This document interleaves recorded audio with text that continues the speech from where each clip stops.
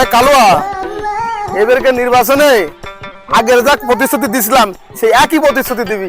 এই বাড়ি একটা যে বিধবা মহিলা আছে ওনার হ্যাঁ তোর দাদি, ওনারে বলবি যে এইবার তার ভাতার কার্ডটা করিয়ে দেওয়া হবে, এই কায়দায় ভোট নিতে হবে। ও দাদি দাদি বাড়ি আসো। কে রে বাসা, আমি কালুয়া ডন দাদি। তা কি মনে করে আমার কাছে? ও দাদি কি তোমার জন্য না একটা ভাতার কার্ড করেছি। ধুর, আমার কি ভাতা নেওয়ার বয়স আছে? ভাতা যদি নেব তাহলে 16 বছর আগে নিতাম। ভাতার না ভাতার না বিধবা ভাতার কার্ড করে দিতে চাইছে সরকারের তে।